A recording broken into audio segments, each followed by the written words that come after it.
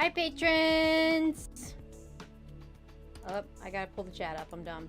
Hi, patrons. We are back to doing Melania's embroidery. If you haven't been, or if you missed the first couple streams, this is for Melania, the Blade of Mikola from Elden Ring.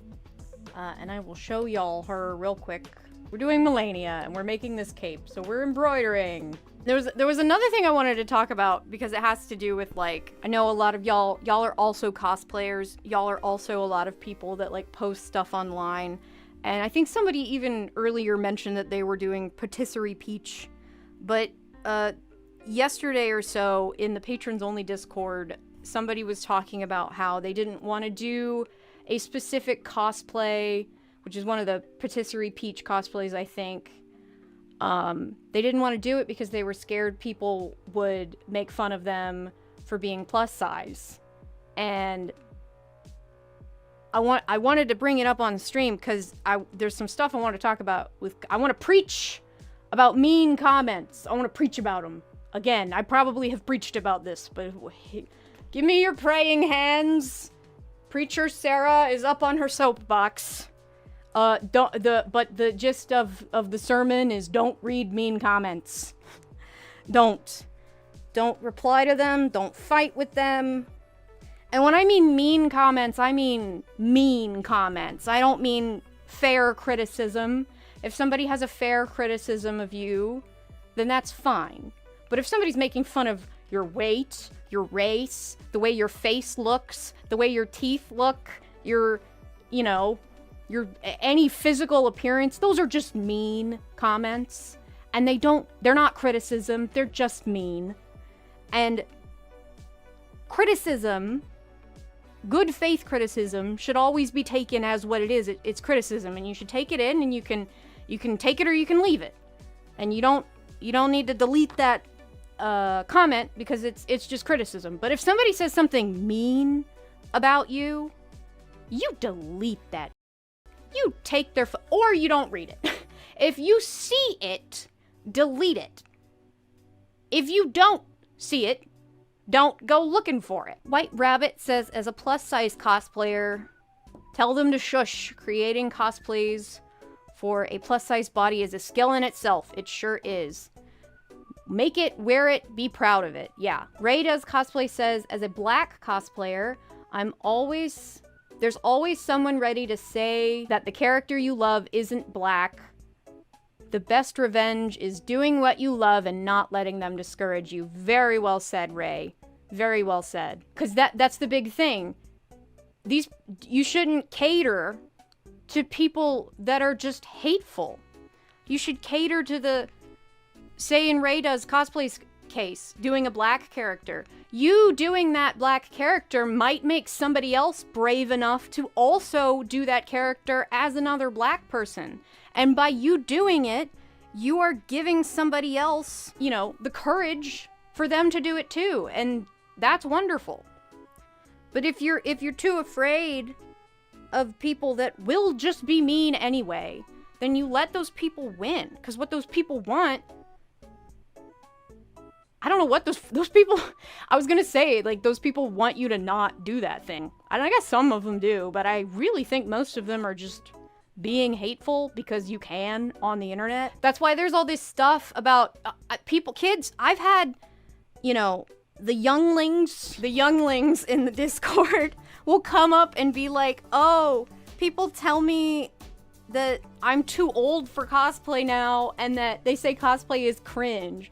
And I'm like, I know this kid heard this on TikTok, because TikTok will just show stuff to people that, like, aren't in the cosplay community, and they're just gonna be like, bleh, cringe. People like anime? Whoa. Like, it's not a new thing.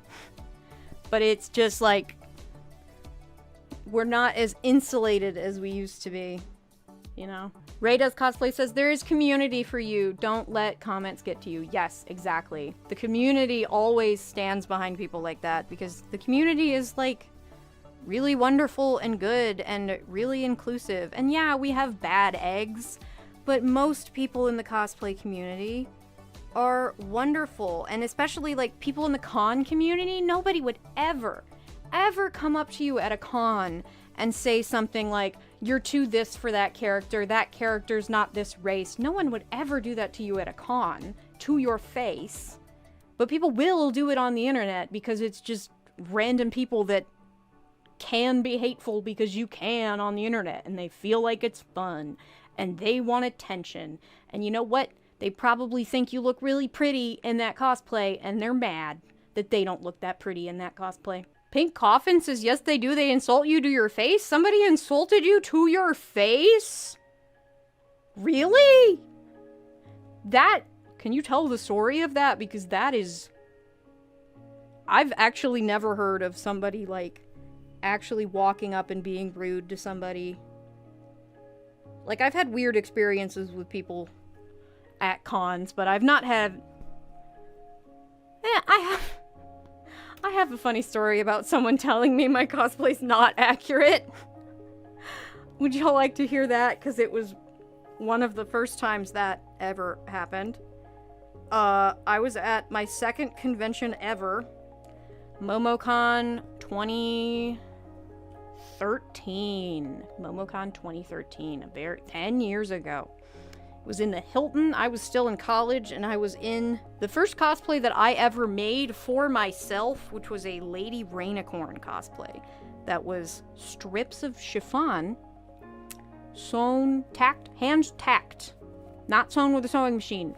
Hand sewn tacks to a Forever 21 t-shirt. It ripped apart a lot at the con. That's a different story. But I was at MomoCon 2013 dressed as Lady Rainicorn from Adventure Time. And a thing to note is that in Adventure Time, if you've never seen it, Lady Rainicorn only speaks Korean. And I remember this so vividly. You know that if anyone's been to the Hilton Atlanta, you know that the spiral stairs that go up to the other levels of the lobby. Was getting out from one of those spiral stairs, and this guy stops me and he goes, Lady Rainicorn, can I take a picture? And he took a picture, and then he said, why aren't you speaking Korean? Shouldn't you be speaking Korean? And I gotta say, I gave a really great comeback, but the comeback I gave was incredibly dorky. And I swear to God what I said. Because the other thing was, at this MomoCon, no, there was just... Okay. I said, well, I saw a couple doctors walking around, so maybe there's a TARDIS somewhere translating me for you. I'm a dork. He left me alone after that. But yeah, that was how inaccurate my cosplay was I was not speaking Korean. I think I told y'all, did I tell y'all that story? Like the full story of the way I segued in the new video to this the Scentbird ad, the girl walking up with her phone already recording and asking if we were wearing deodorant. Did I tell y'all that story on stream? Because there's a little more to that I would like to elaborate on. I had to cut some of that short because it was just supposed to be a segue. But it did happen. The biggest detail of that was she walked up with her phone like this, and then she also had one of those microphones that connect to your phone. But her phone was this way, not this way. So she was making a TikTok. I have said how much I don't like TikTok. I expressly... The big reason I hate TikTok is for content that's just rage bait, which is what she was doing. We had actually all three, it was me, Joe, and Joe's little brother, who is a minor, by the way. I would have had a mind to say something to her if she hadn't ran off with her tail between her legs. Anyway, she comes up to us three. Also, granted, I'm in... like a Lolita coordinate, okay? And Joe is in the wise old man, and then Jake looks like a youngin' boy. And we had just walked into the Melee room. So they had this big ballroom set up for the Melee tournament. Melee is in Smash Brothers. And we had just walked in and we were talking, and she interrupts us with her phone out and the microphone and goes up to Joe first and says, can I ask you something? He goes, sure.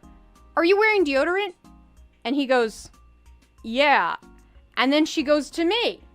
And the big thing, I looked at her like, I gave her the biggest bitch stare that I could muster. It was like, I don't want to be in your thing. And Joe described it as she spaghettied. She was holding spaghetti and I made her drop all of her spaghetti on the floor. And then she like real quickly went over to Jake and like tried to ask him the question, but like didn't really even have the phone up. Like she went into muscle memory of, trying to get this one, I guess. And then was just like, and then Jake's just like, and she's like, okay. And then she runs off with her tail between her legs. She was about to get a mouthful from me about filming a minor, but, yeah, going around a Melee tournament asking if people are wearing deodorant. It's not super wholesome content. The interview videos I had been doing, Alyssa famously, and Lux here too. Lux and Alyssa, two of my stars from the interview videos. I'm apprehensive about keeping doing those because of TikToker people like this. And when the process that I do to go and, Lux and Alyssa, well, Alyssa, you're my friend, so it was a little different for you. But I didn't just walk up to Alyssa and record her. I stopped people, explained to them what the video was, what it was about. We did the little interview part, and then I would have them get the B-roll footage of the cosplay. But at one point, it was at MomoCon, I went up to these two cosplayers, and I asked them if they would be interested in doing an interview, and their first reaction was they went, "What kind of questions are they?" And they literally were like afraid that I was making some kind of disrespectful TikTok. People were unsolicited filming me at PAX, and when I caught them, I'd give them an unsettling stare. Yeah, I'm a big unsettling stare person. I'm actually like, there's that, and then there's the people that like don't know cosplay etiquette and just like hold their phones up and try to take a picture of you and without asking at all, and then they might like insist on you like standing somewhere, like those kind of people. That happens a lot. I'm the kind of person that I tell those people, I will with a very stern voice say something like, "Ma'am, it is common to ask permission before you take a photo of someone." Alyssa says, "The one time there was a country concert the same time as MomoCon." Oh my god. Yeah. There was that one time there was that big soccer game. I think you would have been there for that, and there were people walking around with like those big inflatable noisemakers at MomoCon. Like they were in the Congress Center. I think you might have been at that MomoCon. And all the country music girlies were in the lobby of the GWCC just taking pics of people. Don't fault them. We're a spectacle, and they didn't know. But it is just a weird vibe. That face where people are just like that. They make that face. And they all just stared until they left. Oh yeah, there was the Ed Sheeran one. I think Ed Sheeran was last year. I think it would have been much worse if it was Taylor Swift. Oh my god, I have a story. Okay. And I can tell you all this because I don't live there anymore. And I have not lived there for years. But I actually used to live across the street from the GWCC. Across a major road. But I lived across the street from MomoCon. It's actually why I went in 2016. I didn't have plans to go. MomoCon 2016 was like a week after I had moved into my first apartment in Atlanta, and it was across the street, and I really wanted to go. And so my sister went with me, and the story I'm trying to tell is about Taylor Swift. So, also, thing I got to see, so if you're not aware of Atlanta history, the big stadium we have that's next to the Georgia World Congress Center is called the Mercedes-Benz Stadium. And I pulled it out. It's called the Mercedes-Benz Stadium. What used to be next to it was the Georgia Dome. And in like 2017, 2018, 2016, I think they were well into building the Mercedes-Benz Stadium. Took them a couple years to build it, but once they had, they blew up the Georgia Dome. And I got to see it. Like, they demolished it.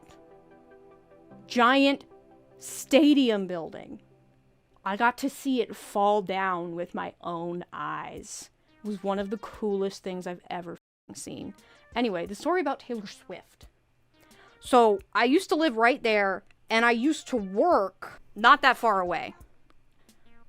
It wasn't a short walk, but if I needed to, I could walk to work. I never did, but it wasn't short, but it was walkable. But it was a big road, so it was like not a super safe walk because of cars. And the other thing was where I lived, because of the stadium, when there was an event at the stadium, they would close down the goddamn roads and I wouldn't be able to get home and there'd be really bad traffic. So this one time, Taylor Swift was going to be performing at the Mercedes-Benz Stadium.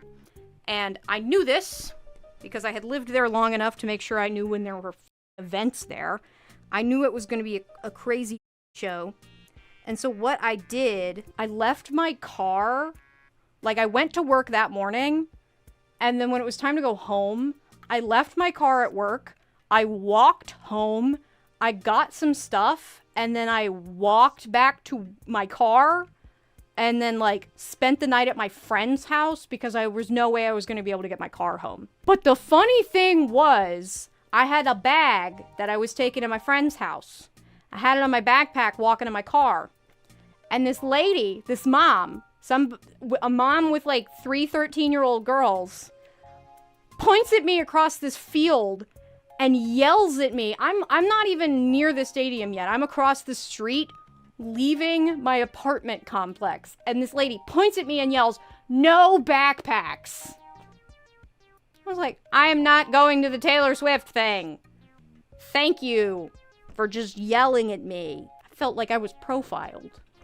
Thanks for watching this year-old Patreon stream re-upload. If you want to see the Patreon streams actually live or in full, then you can check out my Patreon because you can get access for just $1 a month. And a big thank you to Mel, or Pocket Leaves, who's editing these streams down for me so I can focus on my main channel videos. You can check out Mel's work on either their channel Pocket Leaves or Pocket Cons, and sometimes you'll even see me in their con vlogs. It's a special occurrence when it happens. But as always, if you're just watching, liking, commenting, subscribing, then you're supporting this channel too. So thank you. Bye!